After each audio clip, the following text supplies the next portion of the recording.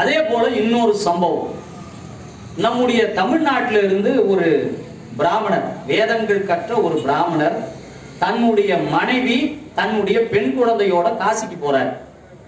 காசியில போய் என்ன பண்றாருன்னா, காசியில இருக்கக்கூடிய குழந்தைகளுக்கு வேதங்களை சொல்லி கொடுத்து அங்க இருக்கிற பிள்ளைகளுக்கு கல்வியை சொல்லி கொடுக்குறார். இப்படி கல்வியை சொல்லி கொடுத்துட்டு வளர்க்கும் போது தன்னுடைய பெண் குழந்தை வளர்ந்துட்டே வரும்போது ஒரு பருவநிலையை அடையும் போது அந்த பெண்ணுக்கு திருமணம் செய்யணும்னு அவர் முடிவு பண்றார். அவருக்கு இருக்கிறதே ஒரே ஒரு பெண் குழந்தை தான். அந்த பெண் குழந்தை என்ன பண்றா, எனக்கு திருமணம் வேண்டாம், காசியிலே இருக்கக்கூடிய விஸ்வநாதனுக்கு நான் தொண்டு செய்யறேன், இதுவே எனக்கு போதும், வேற எந்த திருமண வாழ்க்கை இல்லற வாழ்க்கை என்பது எனக்கு வேண்டாம்னு அந்த பெண்ணை முடிவு பண்ணிடுறார். அவங்க அப்பா என்ன பண்றாரு, இந்த பெண் குழந்தை தனியாக இருக்கும்போது இந்த உலகத்தில் வாழ்வது மிக கடினம், அதனால என்ன பண்றாரு, ஒரு பெரும் செல்வத்தை சேர்த்து ஒரு மிகப்பெரிய வீட்டை கட்டி கொடுத்துட்டு அந்த பெண்ணுக்கு போயிடுறார். அவர் காலமாகிறார். காலமான பின்னால இந்த பெண் என்ன பண்றா, தன் தந்தையிடம் கற்ற வேதங்களை எல்லாம் பிறருக்கு சொல்லி கொடுத்து அந்த குழந்தைகளுக்கெல்லாம் கல்வி கற்றுக் கொடுத்தார். பிறகு தமிழ்நாட்டிலிருந்து வரக்கூடிய காசிக்கு யாத்திரை வராங்க பாருங்க, அந்த யாத்திரை வர்றவங்களை எல்லாம் தன் வீட்டிலே தங்க வைத்து, இது ஒரு 500 ஆண்டு காலத்துக்கு முன்னால் நடந்த கதை. அவங்க தன்னுடைய வீட்டுல தங்க வச்சு அவங்களுக்கு உணவெல்லாம் ஏற்பாடு பண்ணி அவங்க அந்த காசி யாத்திரையை முடிச்சுட்டு திரும்ப போற வழியும் அவங்களுக்கான எல்லா பணிகளையும் அந்த பெண்ணு செஞ்சுக்கிட்டு இருந்தாங்க. குழந்தைகளுக்கு வேதங்களையும் சொல்லி கொடுத்துட்டு இருந்தா. இது இல்லாம தமிழ்நாட்டில இருந்து வர்றவங்களுக்கான உணவுல இருந்து எல்லா ஏற்பாடுகளையும் பண்ணாங்க. இதற்கடுத்து என்ன பண்ணான்னா, அந்த காசியில இருக்கக்கூடிய மக்களுக்கு தண்ணி பஞ்சம் ஏற்படும் போதெல்லாம் குளங்கள் எல்லாம் வெட்டி வச்சு, குளங்கள் வெட்டியது இல்லாம ஏரிகளை எல்லாம் போய் தூர்வாரி எல்லா பணிகளையும் ஒற்றை பெண்ணே செஞ்சா. இந்த செஞ்சதுனால என்னாச்சுன்னா, அங்க எங்க கடன் வாங்கி பெரிய, இன்றைக்கு பாத்தீங்கன்னா ஒரு 5 லட்சம் ரூபாய் அளவுக்கு பெரிய கடன்காரி ஆயிட்டாங்க. நிறைய பேர் உதவி பண்ணாங்க. உதவி பண்ணிட்டு என்ன பண்ணாங்க, கடைசியில பண நெருக்கடி அவங்களுக்கு வரும்போது பணம் கேட்டு தொந்தரவு கொடுக்க ஆரம்பிச்சிட்டாங்க. இவன் என்ன பண்ணா, தான் குடியிருந்த அந்த வீட்டை கூட வித்து ஓரளவுக்கு கடன் அடைச்சா. இன்னும் கடன் அடைக்க முடியாத அளவுக்கு சூழல் ஆயிடுச்சு.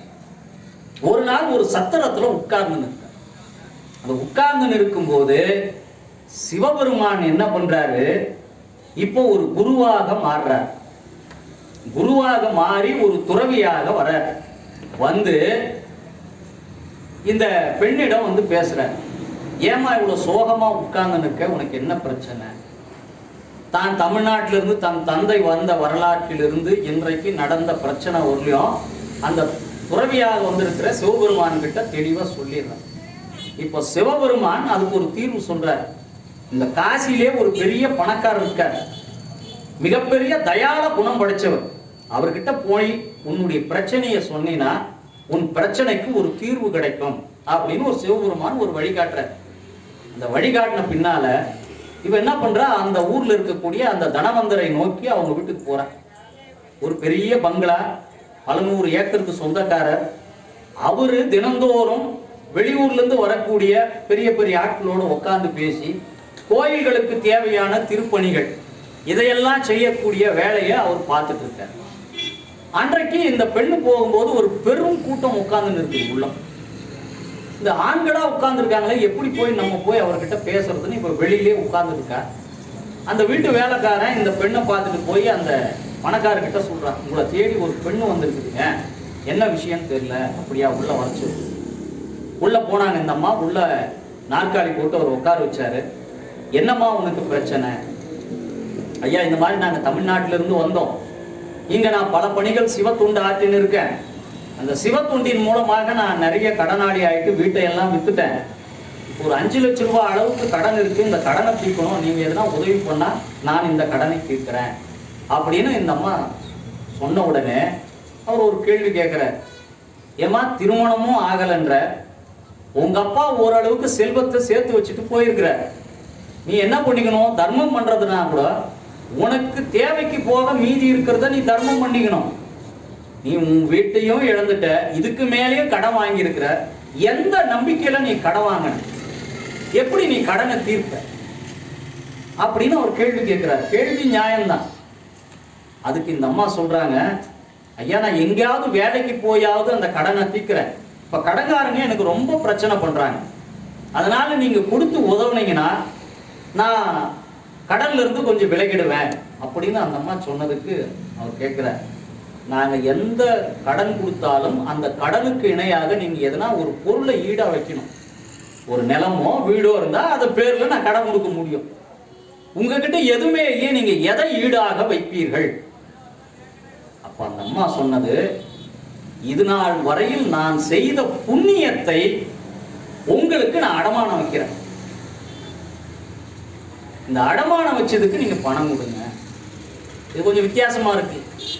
செய்த புண்ணியங்களை எல்லாம் நான் அடமானம் போடுறேன், என்னைக்கு நான் இந்த பணத்தை கொடுக்கறனோ அப்ப நான் செய்த புண்ணியத்தை திரும்ப வாங்கிக்கிறேன் அப்படின்னு சொன்ன உடனே அவருக்கு கொஞ்சம் யோசிக்கிறார். இது ஒரு வித்தியாசமா இருக்குது, நான் பொருளா வாங்கிதாமா இது வரலையும் நான் கடன் கொடுத்துருக்கேன், நீ உன் புண்ணியத்தை கொடுக்குறன்ற, உன் பேர்ல நீ நிறைய நல்ல காரியம் செஞ்சிருக்கிறது எனக்கு தெரியும், நான் கேள்விப்பட்டிருக்கேன், இருந்தாலும் பரவாயில்ல, சரி நான் கடன் கொடுக்குறேன், இதுக்கு என்ன பண்ணலாம் அப்படின்னு கேட்கும்போது அந்த அம்மா சொல்றாங்க, இவருடைய அந்த மாளிகைக்கு முன்னாலேயே அந்த பெண் ஒரு குளம் வெட்டி வச்சிருக்கிறாங்க. அந்த குளத்துல ஒரு சிவலிங்கம் ஒரு மூலையில். இந்த அம்மா அவரை கூட்டிட்டு போறாங்க. கூட்டிட்டு போயிட்டு அந்த சிவலிங்கத்தை பெயர்த்தெடுத்து என்ன பண்றாங்க, அந்த குளத்துக்குள்ள போட்டுறாங்க. போட்டுட்டு அந்த பணக்காரர்கிட்ட என்ன சொல்றாங்க இந்த அம்மா, இப்ப குளத்துக்குள்ள சிவலிங்கத்தை போட்ட, இந்த குளத்துல இருந்து தண்ணிய ஒன்னு பறவைகள் குடிக்கும், இன்னொன்னு விலங்குகள் குடிக்கும், இன்னொன்று மனிதர்கள் குடிப்பாங்க, இன்னொன்று மனிதர்கள் வீட்டுக்கும் எடுத்துட்டு போவாங்க. இதெல்லாம் என்னுடைய புண்ணிய கணக்கு, நான் வெட்டின குளம். இந்த புண்ணியம் என்னைக்கு 5 லட்சத்துக்கு இணையாவதோ அன்னைக்கு இந்த குளத்துக்கு உள்ள போன சிவலிங்கமானது மேல வந்துடும். அப்ப மேல வந்துச்சுன்னா இந்த புண்ணியம் நீங்க கொடுத்த 5 லட்சமும் சரியா போச்சு. ஒண்ணு அதுக்கு ஒத்துங்க, இல்லையா மறுபடியும் நான் உங்களுக்கு இந்த 5 லட்சம் ரூபாய் கொடுக்கிறவரையும் நீங்க இந்த புண்ணியத்தை உங்க அக்கௌண்ட்லயே வச்சுங்க அப்படின்னு சொன்ன உடனே இவருக்கு இந்த டீல் பிடிச்சிருந்து. யாரு? அந்த பணக்காரர். என்ன பண்றாரு, மறுநாள் 2 பேரை நோட் புக்கோட அந்த குளத்துக்கு முன்னால உட்கார வச்சிருக்காரு. எத்தனை பறவைகள் குடிக்குது, எத்தனை ஆடு மாடுகள் குடிக்குது, எத்தனை மனிதர்கள் தண்ணி எடுத்துட்டு போறாங்க, இந்த கணக்கு எழுதுறதுக்காகவே 2 பேரை சம்பளம் போட்டு அந்த குளத்துல வைக்கிறார். முதல் நாள் அந்த குளமானது அவருக்கு ஹேண்ட் ஓவர் பண்ணிடுறாரு அந்த அம்மா. இப்போ அந்த குளத்துக்கு முன்னால உட்காந்துக்கிறாங்க 2 பேரும். அந்த நேரத்துல காசி விஸ்வநாதருக்கு நேர்ந்து விடப்பட்ட ஒரு காளை. அந்த காளை என்ன பண்ணுதுன்னா தண்ணி தாகத்தினால நேரா ஓடி வருது இந்த குளத்தை நோக்கி. ஓடி வந்த காளை என்ன பண்ணுதுன்னா தண்ணி குடிச்சுக்கிட்டு இருக்கும் போது இவரு அவருடைய மேல் மாடியில் உட்காந்து இந்த காட்சியை பார்த்துன்னு இருக்கிறார். யாரு? பணம் கொடுத்தாரு அவரு. 2 அட்டெண்டர் ஒழுங்கா வேலை செய்யறானா, எத்தனை பேர் தண்ணி எடுத்துட்டு போறாங்க கணக்கு பார்க்கலான்னு அவர் மேல பார்த்துக்கிட்டு இருக்கும் போது இந்த தண்ணி ஒரு வாய் குடிச்ச உடனே மொத்த புண்ணியம் சொன்னாங்க பாருங்க, அந்த புண்ணியம் நிறைவடைஞ்சாதான் தண்ணிக்குள்ள போன சிவலிங்கமானது மேல வரும்னாங்க. ஒரு வாய் தண்ணீர் குடித்த உடனே அந்த குளத்துக்குள் போன சிவலிங்கமானது சாம்பிராணி புகையோட ஊதுவத்தி மணத்தோட மேல வந்துடுச்சு. இப்போ புண்ணியமானது என்ன ஆச்சு, ஒரு வாய் தண்ணியிலேயே இந்த பெண் செய்த புண்ணியம் நிறைவா போச்சு 5 லட்சம். மாடி மேல உட்கார்ந்தவங்க என்ன பண்ணாருன்னா கீழே இறங்கி ஓடி வந்துடுற. ஓடி இவளுடைய புண்ணியம் ஈடு செய்வதற்கு பல ஆண்டுகள் ஆகும் நினைச்சேன், ஆனா ஒரு காளை குடித்த ஒரு வாய் தண்ணீரிலே இந்த புண்ணியமானது ஈடு செய்யப்பட்டு விட்டது.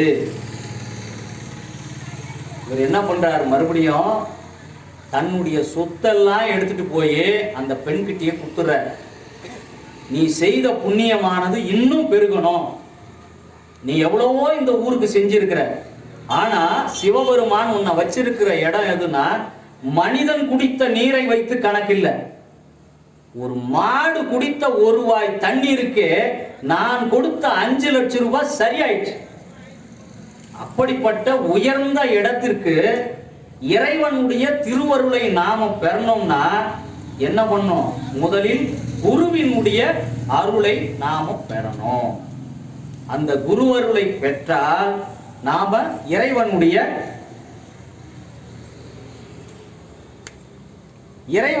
திருவருளை நாம் எளிதாக பெற்றுவிடலாம்.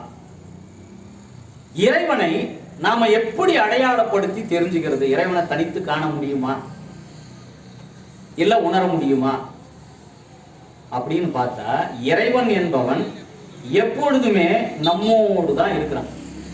எப்ப இருந்து இருக்கிறான் அப்படின்னு தேடணும்னா, என்றைக்கு நாம் தாயினுடைய கருவறையில் உருவானமோ அன்றிலிருந்து தாயினுடைய சினைப்பைக்குள் ஒரு தந்தையினுடைய விந்தணுக்கள் எப்போ போய் சேருதோ அப்பொழுதிலிருந்தே பெருமானானவன் நம்ம தாயினுடைய கருவறைக்குள்ள வந்து சேர்ந்துடுறான். அன்றிலிருந்து அவனுடைய ஆட்டம் என்பது தொடங்கி விடுகிறது. என்னைக்கு வரலையும் இந்த ஆட்டம் தொடங்குதுன்னா, நாம பூமிக்கு தாயினுடைய கருவறையிலிருந்து பூமிக்கு வந்துடுறோம். பூமிக்கு வந்த பின்னால இந்த இருவினை பயனால இந்த உலக வாழ்க்கையெல்லாம் நாம அனுபவிக்கிறோம். அனுபவிச்சுட்டு மறுபடியும் என்ன பண்றோம்? மறுபிறவிக்கான தேடல் தொடங்கும். இந்த மறுபிறவிக்கான தேடல் தொடங்குகின்ற வரை, உதாரணம் சொல்ல போனா, அடப்பண்ணி வைத்தார் அடிசிலை கொண்டார், மடக்கொடியாரோடு மந்தனம் கொண்டார், இடப்பக்கம் இறை நொந்தது என்றார், கிடக்கப்படுத்தார் கிடந்தார். நிறைய செல்வத்தை சேர்த்து வச்சார், அளவு கடந்த செல்வத்தை சேர்த்து வச்சுக்கிறார். அருமையான உணவு தினந்தோறும் வீட்டுக்காரமாவும் செய்யறாங்க, வீட்டு வேலைக்காரியும் செய்யறாங்க, நல்ல உணவை உட்கொள்றார். செல்வமும் சேர்த்து வச்சாரு, நல்ல வாழ்க்கையும் வாழ்ந்துட்டு இருக்காரு. அப்படி ஊஞ்சல்ல உட்காந்து ஆடிட்டு இருக்காரு. மனைவி கிட்ட வெள்ளி பெட்டியிலிருந்து வெத்தலையை எடுத்து கொடுக்க சொல்லி வெத்தலை போட்டுட்டு இருக்காரு, தாம்பூலம் தரிச்சிட்டு இருக்காரு. அப்படி தாம்பூலம் தரிச்சு அந்த ஊஞ்சல்ல ஆடிட்டு இருக்கும் போதே இடப்பக்கம் இறை நொந்தது என்றார். இதயம் லேசா வலிக்குதுன்னாரு. வலிக்குதுன்னு சொல்லிட்டு அந்த ஊஞ்சல்லே படுத்தார். கிடக்க படுத்தார் கிடந்து ஒளிந்தாரே. எவ்வளவு செல்வத்தை நீங்க சேர்த்து வச்சிருந்தாலும் அது உங்களோட கூட வருமா? வராது. எது கூட வரும்? எது கூட வரும்னா, அத்தமும் வாழ்வும் அகத்து மட்டே, விழியம்பு ஒழுகிய மெத்திய மாதரும் வீதி மட்டே. நம்மளை தொடர்ந்து எது வரும்னா, நாம் செய்த இருவினை பாவ புண்ணியங்கள் தான் இந்த உயிரோடு நமக்கு தொடர்ந்து வந்துகிட்டே இருக்கும். மீதி எதுவுமே வராது. நீ பேர புள்ளியும் கூட வரப்போறது இல்ல.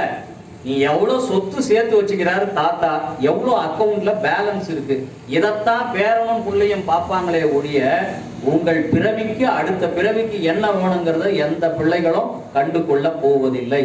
எப்பொழுதுமே நாம ஒண்ணு ஞாபகத்துல வச்சிருக்கணும்,